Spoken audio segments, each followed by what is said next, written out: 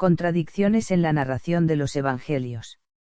Lejos de ser infalibles, estos evangelios espurios se contradicen unos a otros en numerosos lugares. Como advirtiera Otto Schmidl, considerado una de las mayores autoridades sobre la vida de Jesús, si Juan posee la tradición genuina sobre la vida de Jesús, la de los tres primeros evangelistas, los sinópticos, es insostenible. Si los sinópticos son los correctos, el cuarto evangelio debe rechazarse como fuente histórica. De hecho, como dice Willes, los así llamados libros canónicos del Nuevo Testamento, igual que los del Antiguo, son una mezcolanza de contradicciones y confusiones de textos, estimándose en el presente en 150.000 y aún más versiones discrepantes, como es bien sabido y admitido.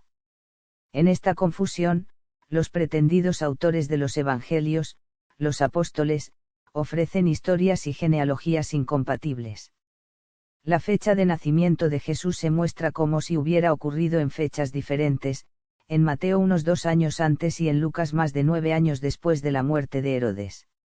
El nacimiento e infancia de Jesús no se mencionan en Marcos, y aunque en Mateo y Lucas se afirma que había nacido de una virgen, también se traza su linaje a través de José hasta la casa de David, de forma que pudiera cumplir la profecía. Además, las genealogías presentadas en Lucas y Mateo son irreconciliables. De hecho, como dice Willes, ambas genealogías son falsas y listas falsificadas de nombres en su mayor parte ficticios. Una serie de nombres, en realidad, no son de patriarcas, sino de dioses más antiguos. Respecto a la cronología contradictoria encontrada en el Nuevo Testamento, Ben Yahashua declara, la historia del Nuevo Testamento confunde tantos periodos históricos que no hay modo alguno de reconciliarla con la historia. El año tradicional de nacimiento de Jesús es el 1 DC. Se suponía que Jesús no tenía más de 2 años cuando Herodes ordenó la matanza de los inocentes. Sin embargo, Herodes murió el 12 de abril del año 4 AC. Esto ha llevado a algunos cristianos a volver a datar el nacimiento de Jesús entre el 6 y el 4 AC. Sin embargo, también se suponía que Jesús había nacido durante el censo de Quirino. Este censo tuvo lugar después de que fuera depuesto Arquelao en el año 6 DC, 10 años después de la muerte de Herodes. Se suponía que Jesús había sido bautizado por Juan poco después de que Juan hubiera empezado a bautizar y predicar en el año 15 del reinado de Tiberio, es decir, entre el 28 y el 29 DC cuando Poncio Pilatos era gobernador de Judea, es decir, entre el 26 y el 36 DC. Según el Nuevo Testamento, esto ocurrió también cuando Lisanias era tetrarca de Abalín y Anás y Caifás eran sumos sacerdotes. Pero Lisanias gobernó Abalín desde el 40 AC hasta que fue ejecutado en el 36 AC por Marco Antonio, unos 60 años antes de la fecha de Tiberio y unos 30 años antes del supuesto nacimiento de Jesús. Además, nunca hubo dos sumos sacerdotes conjuntamente, en particular, Anás no era sumo sacerdote junto con Caifás. Anás fue retirado del puesto de sumo sacerdote en el año 15 DC después de ejercer el cargo durante unos 9 años. Caifás solo se convirtió en sumo sacerdote en el 18 DC unos 3 años después que Anás. Muchos de estos absurdos cronológicos parecen estar basados en errores de lectura y malentendidos del libro de Josefo Tiempos Antiguos Judíos, que fue usado como referencia por el autor de Lucas y de los Hechos. Así, los pocos incidentes útiles para fechar se encuentran principalmente en Lucas y resultan ser falsos. Don afirma, Lucas 2, 1 muestra que el escritor, quien quiera que pueda haber sido, vivió mucho después de los eventos relatados. Sus fechas, alrededor del 15º año de Tiberio, y el gobierno de Cirenio, las únicas indicaciones de tiempo en el Nuevo Testamento, son manifiestamente falsas. La ignorancia general de los 4 evangelistas, no simplemente de la geografía y datos estadísticos de Judea, sino incluso de su idioma, prueba que no solo no eran las personas que se supone que fueron, sino que no eran judíos, que nunca habían estado en Palestina y que nunca vivieron ni en ningún momento cercano a la época a la que se refiere el relato. En lo que se refiere al lugar de nacimiento de Jesús, mientras que los sinópticos lo sitúan en Belén, de forma que sea del pueblo de David, Juan dice que es de Galilea y que los judíos le rechazaban porque no era de Belén, de donde debía venir el Mesías para cumplir las Escrituras. También, en el conflictivo e ilógico relato del Evangelio, el nacimiento de Jesús es anunciado por una estrella, ángeles y 3 magos u hombres sabios que vienen de lejos, y representa un peligro tal para Herodes que realiza el horrendo y desesperado acto de matar a todos los bebés varones de Belén. Aún más, cuando Jesús finalmente aparece en su ciudad natal, apenas es reconocido, como si los habitantes nunca hubieran oído nada de su milagroso nacimiento con toda la fanfarria, ni del terrible acto de Herodes, ni nada de la sabiduría y trabajos poderosos de Jesús, ni siquiera de la supuestamente sorprendente enseñanza en el templo a la edad de 12 años. Además, en la historia cristiana, los 3 hombres sabios aparecen siguiendo la estrella hasta que llegan cerca de la casa de Herodes, donde les dice que continúen siguiendo la estrella hasta que llegan al lugar donde está el bebé Jesús. Los hombres sabios entonces van y encuentran al bebé, pero Herodes no puede, de forma que debe asesinar al primogénito varón de cada familia. Uno debe preguntarse, ¿cómo es que los hombres sabios necesitaron la ayuda de Herodes para saber que la estrella les llevaría hasta el bebé, cuando ya la estaban siguiendo ellos antes, y por qué Herodes no habría seguido simplemente la estrella y asesinado solo a Jesús, en vez de a todos los niños? En realidad, la terrible historia de Herodes matando a los niños que aparece solo en Mateo se basa en la mitología antigua, no se encuentra en ninguna historia de la época, incluyendo la de Josefo, quien, de lo contrario, hubiera registrado los abusos reales de Herodes.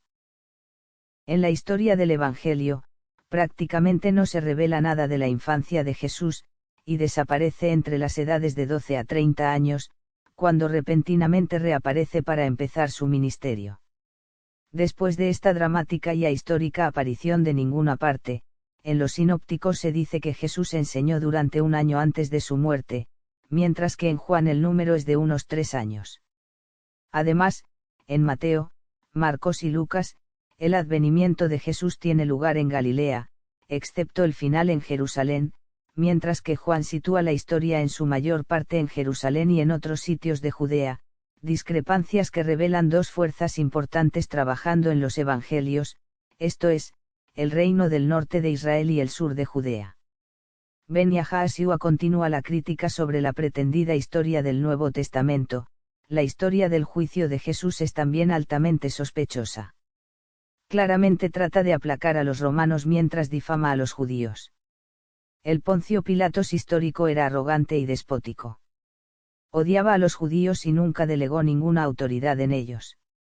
Sin embargo, en la mitología cristiana, es retratado como un gobernante preocupado que se distanció de las acusaciones contra Jesús y se vio obligado a obedecer las demandas de los judíos. Según la mitología cristiana, cada Pascua los judíos pedirían a Pilatos que liberara al criminal que ellos eligieran. Esto es, por supuesto, una mentira flagrante. Los judíos nunca tuvieron la costumbre de liberar a criminales convictos en la Pascua ni en ningún otro momento del año. Según el mito, Pilatos ofreció a los judíos la posibilidad de liberar a Jesucristo o a un asesino llamado Jesús Barrabás. Se acusa a los judíos de haber elegido con gran entusiasmo a Barrabás. Esta historia es una viciosa mentira antisemita, una de las muchas mentiras encontradas en el Nuevo Testamento, en gran medida escrito por antisemitas. Walter señala otros errores de hechos y comprensión sobre la parte del mundo en cuestión durante la época del supuesto advenimiento de Jesús. La figura más histórica de los evangelios es Poncio Pilatos, a quien fue presentado Jesús como rey de los judíos y simultáneamente como un criminal que merecía la pena de muerte por blasfemia, porque se llamaba a sí mismo Cristo, Hijo del Bienaventurado. Este supuesto crimen no era un crimen real. Las provincias orientales servían de Cristos y Mesías autoproclamados, que se llamaban a sí mismos hijos de Dios y anunciaban el fin del mundo. Ninguno fue ejecutado por blasfemia. Mangasarian coincide en que esta historia es improbable. Un juez romano, aunque admite que no encuentra culpa en Jesús que merezca la muerte, aparece sin embargo cediendo ante la multitud para la ejecución, después de que él mismo le haya azotado. Ningún juez romano podría haberse comportado como se dice que se comportó este Pilatos con una persona acusada en un juicio en el que se pide su vida. Y Massey dice, la historia de Pilatos derramando la sangre de los Galileos y mezclándola con sus sacrificios relatada en Lucas 13, 1, ha sido añadida por alguien tan ignorante de la historia hebrea, que ha adjudicado a Pilatos un acto que fue cometido cuando era gobernador Quirino, 24 años antes de la supuesta aparición de Jesús.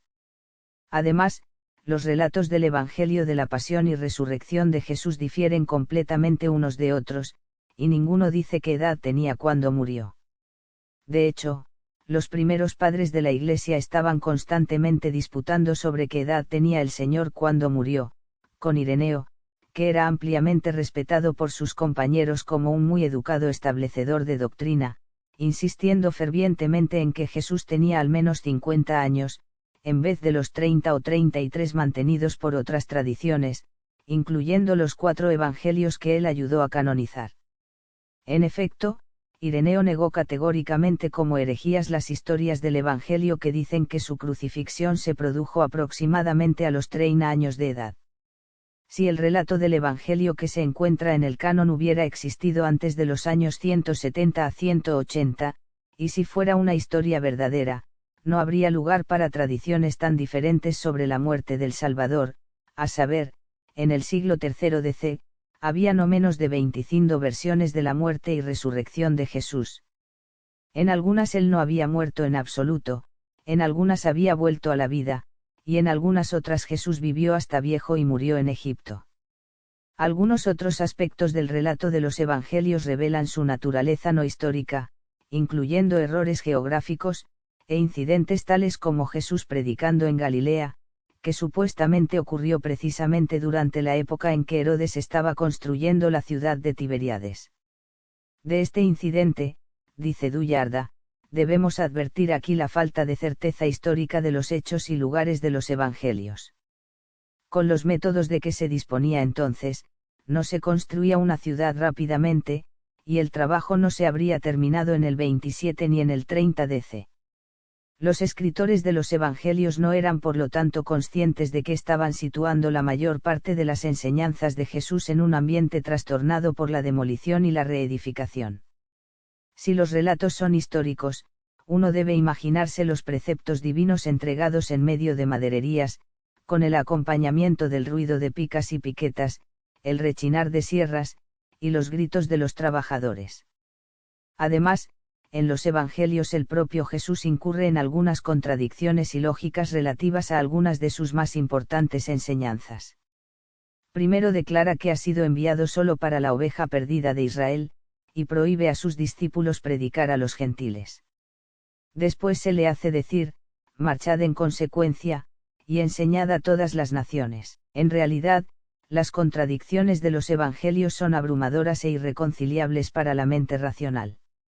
De hecho, el Evangelio no se diseñó para ser racional, pues el verdadero significado de la palabra Evangelio es el hechizo de Dios, como en magia, hipnosis y delirio.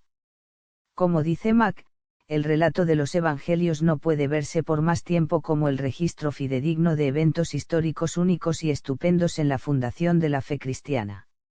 Los Evangelios deben ser vistos ahora como el resultado de la primera creación del mito cristiano.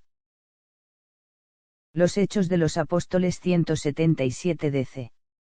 Además de los cientos de epístolas y evangelios escritos durante los primeros siglos, hubo muchos hechos de este o aquel apóstol. Los Hechos de los Apóstoles canónicos no pueden fecharse antes de finales del siglo II, mucho después de los supuestos sucesos. Los Hechos aparentan relatar los primeros años de la Iglesia cristiana, pero en ellos encontramos una comunidad bien establecida que no podría haber existido en el momento en que se supone que este libro habría sido escrito, esto es, poco después de la muerte de Cristo. En los Hechos leemos que los primeros cristianos se encuentran en Antioquía, aunque no hubiera allí evangelio canónico hasta después del 200 DC. Higgins afirma que el relato de los Hechos fue fabricado por monjes y papas, que deseaban formar una alianza escribiendo el libro, cuyo carácter latino es visible en cada página. La finalidad de los Hechos no era, en realidad, registrar la historia de la Iglesia primitiva, sino servir de puente para cubrir el salto considerable entre los evangelios y las epístolas. Al igual que Mateo y Juan, también fueron diseñados para afianzar el poder de la jerarquía romana. Como dice Waite, está claro que los Hechos de los Apóstoles se escribieron en interés de la Iglesia Católica Romana, y en apoyo de la tradición de que la Iglesia de Roma fue fundada por los esfuerzos conjuntos de Pedro y Pablo. El autor, o autores, de los Hechos usó textos de Josefo y, evidentemente, de los escritos de Arístides, un sofista de la parte final del siglo II, por nombrar un par de sus fuentes, que también supuestamente incluían la vida de Apolonio de Tiana, el casi mítico capadocio samaritano griego realizador de milagros del siglo I DC. La profecía de la Biblia. Mucha gente cree que la historia bíblica de Jesús debe ser cierta porque la propia Biblia predijo su venida y porque tantas otras profecías del Antiguo Testamento han resultado ciertas, demostrando que el libro era, en efecto, la palabra de Dios. En primer lugar, muchas de las profecías bíblicas fueron escritas después de los hechos, meramente con la apariencia de profecía. En segundo lugar, el libro ha servido como un programa, de forma que los gobernantes han seguido deliberadamente en algún grado sus así llamadas profecías, pareciendo así que hacían que se cumplieran. En tercer lugar, muy pocas, si es que alguna profecía, particularmente de la clase sobrenatural, se han convertido en reales. En cuarto lugar, los interpretadores bíblicos afirman que los registros de eventos de siglos pasados, de algún modo, se refieren al futuro.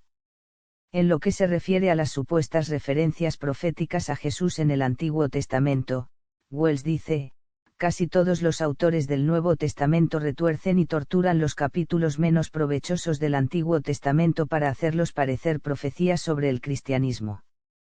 Quien, que no conociese Mateo 2 y 16, podría suponer que Jeremías 31, 15, donde Raquel llora por sus hijos, se refería a la matanza de los inocentes de Herodes. Para demostrar que su Mesías había sido predicho, los cristianos también se han agarrado a la breve referencia hecha en Salmos 2 al Señor y su ungido, una palabra que, en la traducción griega de la Biblia hebrea, la Septuaginta, es Cristos. De hecho, la Septuaginta, supuestamente traducida y redactada durante los siglos II y III AC en Alejandría, Egipto, contiene la palabra Cristos al menos 40 veces. Este título Cristos o ungido, sin embargo, se refería solo a un rey o sacerdote israelita, no a un salvador sobrehumano. Esta defensa cristiana, de hecho, demuestra que hubo otros Cristos mucho antes de Jesús, incluyendo a David, Saadak y Ciro. El título Cristo o ungido, Mesías, lo tenían en realidad todos los reyes de Israel. Sobre la fiabilidad del Antiguo y el Nuevo Testamento, Hilton Otema declaró, ni una línea de la Biblia tiene un autor conocido, y solo unos pocos incidentes son corroborados por otros testimonios. Por tanto, el cristianismo se basa en una proposición falsa y, sin autoría inspirada de los apóstoles bajo un Dios infalible, la Iglesia queda con poca cosa sobre la que basar sus afirmaciones. Respecto a estas cuestiones, Willes declaró, la Iglesia de Cristo de los Gentiles no tiene sanción divina, nunca fue contemplada ni creada por Jesucristo. La Iglesia cristiana está fundada, por lo tanto, sobre una falsificación de las supuestas palabras del pretendido Cristo.